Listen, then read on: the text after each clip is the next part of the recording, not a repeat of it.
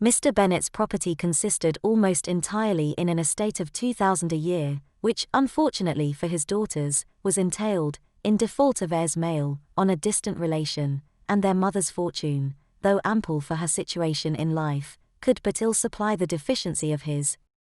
Her father had been an attorney in Meryton, and had left her £4,000. She had a sister married to a Mr. Phillips, who had been a clerk to their father and succeeded him in the business, and a brother settled in London in a respectable line of trade.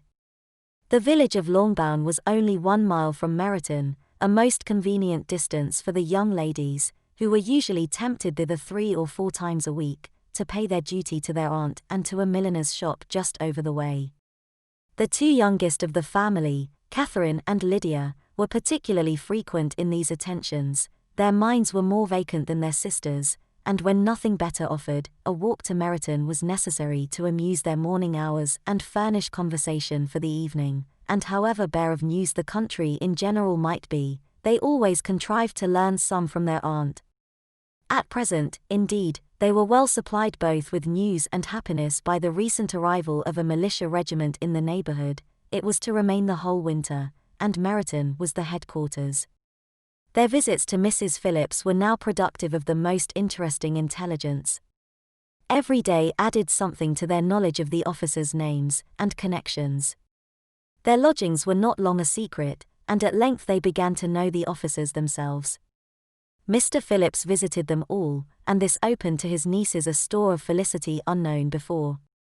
They could talk of nothing but officers, and Mr. Bingley's large fortune, the mention of which gave animation to their mother, was worthless in their eyes when opposed to the regimentals of an ensign.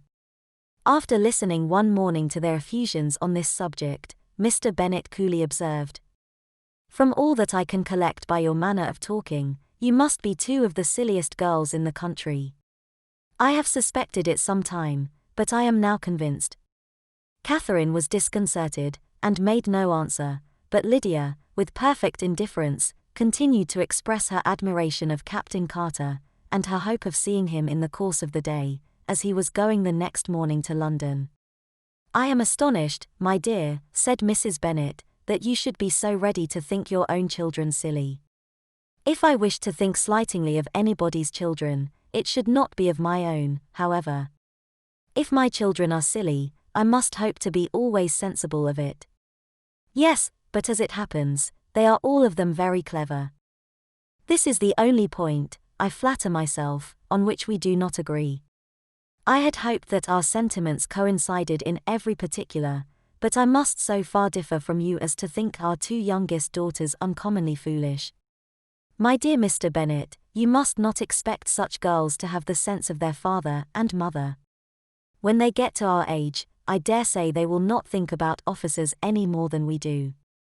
I remember the time when I liked a red coat myself very well, and indeed, so I do still at my heart, and if a smart young colonel, with 5 or 6,000 a year, should want one of my girls I shall not say nay to him, and I thought Colonel Forster looked very becoming the other night at Sir William's in his regimentals."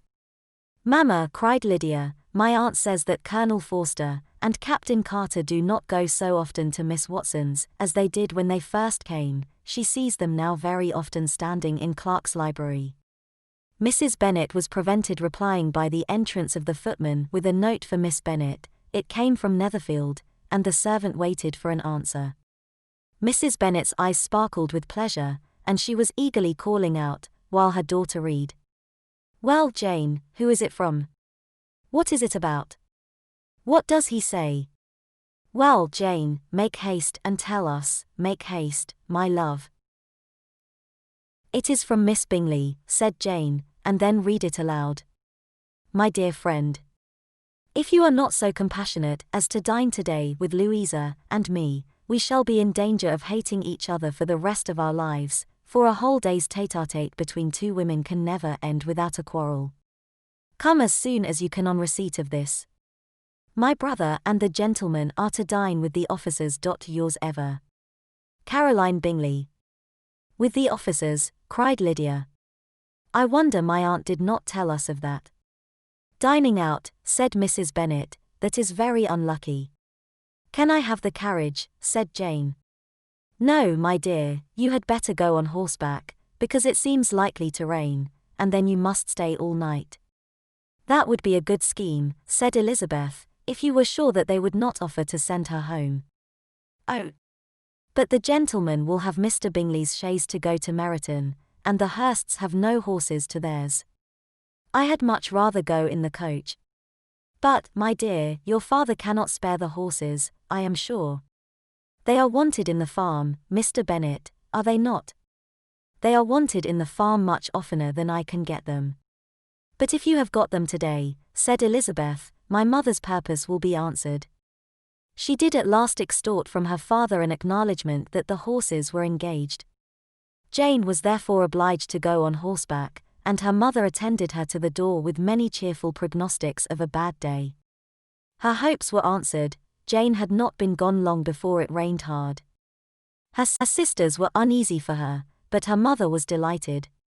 The rain continued the whole evening without intermission. Jane certainly could not come back. This was a lucky idea of mine, indeed, said Mrs. Bennet more than once, as if the credit of making it rain were all her own. Till the next morning, however, she was not aware of all the felicity of her contrivance. Breakfast was scarcely over when a servant from Netherfield brought the following note for Elizabeth. My dearest Lizzie, I find myself very unwell this morning, which, I suppose, is to be imputed to my getting wet through yesterday. My kind friends will not hear of my returning till I am better. They insist also on my seeing Mr. Jones, therefore do not be alarmed if you should hear of his having been to me, and excepting a sore throat and headache, there is not much the matter with me. Yours, etc. Well, my dear, said Mr. Bennet, when Elizabeth had read the note aloud, if your daughter should have a dangerous fit of illness, if she should die, it would be a comfort to know that it was all in pursuit of Mr. Bingley, and under your orders. Oh, I am not afraid of her dying. People do not die of little trifling colds. She will be taken good care of. As long as she stays there, it is all very well. I would go and see her if I could have the carriage. Elizabeth, feeling really anxious, was determined to go to her, though the carriage was not to be had, and as she was no horsewoman, walking was her only alternative. She declared her resolution. How can you be so silly, cried her mother, as to think of such a thing, in all this dirt? You will not be fit to be seen when you get there. I shall be very fit to see Jane, which is all I want. Is this a hint to me, Lizzie, said her father, to send for the horses? No, indeed, I do not wish to avoid the walk. The distance is nothing when one has a motive, only 3 miles. I shall be back by dinner. I admire the activity of your benevolence, observed Mary, but every impulse of feeling should be guided by reason, and, in my opinion, exertion should always be in proportion to what is required. We will go as far as Meryton with you, said Catherine and Lydia. Elizabeth accepted their company, and the 3 young ladies set off together. If we make haste, said Lydia, as they walked along, perhaps we may see something of Captain Carter before he goes.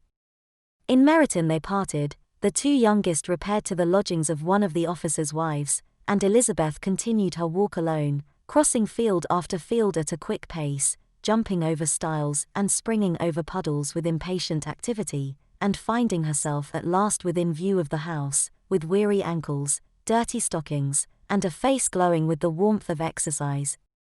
She was shown into the breakfast parlour, where all but Jane were assembled, and where her appearance created a great deal of surprise. That she should have walked 3 miles so early in the day, in such dirty weather, and by herself, was almost incredible to Mrs. Hurst and Miss Bingley, and Elizabeth was convinced that they held her in contempt for it. She was received, however, very politely by them, and in their brother's manners there was something better than politeness, there was good humour and kindness. Mr. Darcy said very little, and Mr. Hurst nothing at all. The former was divided between admiration of the brilliancy which exercise had given to her complexion, and doubt as to the occasions justifying her coming so far alone. The latter was thinking only of his breakfast. Her inquiries after her sister were not very favourably answered. Miss Bennet had slept ill, and though up, was very feverish, and not well enough to leave her room. Elizabeth was glad to be taken to her immediately, and Jane, who had only been withheld by the fear of giving alarm or inconvenience from expressing in her note how much she longed for such a visit, was delighted at her entrance. She was not equal, however, to much conversation, and when Miss Bingley left them together, could attempt little besides expressions of gratitude for the extraordinary kindness she was treated with. Elizabeth silently attended her. When breakfast was over they were joined by the sisters, and Elizabeth began to like them herself, when she saw how much affection and solicitude they showed for Jane. The apothecary came, and having examined his patient, said, as might be supposed, that she had caught a violent cold, and that they must endeavour to get the better of it, advised her to return to bed, and promised her some draughts. The advice was followed readily, for the feverish symptoms increased, and her head ached acutely. Elizabeth did not quit her room for a moment, nor were the other ladies often absent, the gentlemen being out. They had, in fact, nothing to do elsewhere. When the clock struck 3, Elizabeth felt that she must go, and very unwillingly said so. Miss Bingley offered her the carriage, and she only wanted a little pressing to accept it, when Jane testified such concern in parting with her, that Miss Bingley was obliged to convert the offer of the chaise to an invitation to remain at Netherfield for the present. Elizabeth most thankfully consented, and a servant was dispatched to Longbourn to acquaint the family with her stay and bring back a supply of clothes.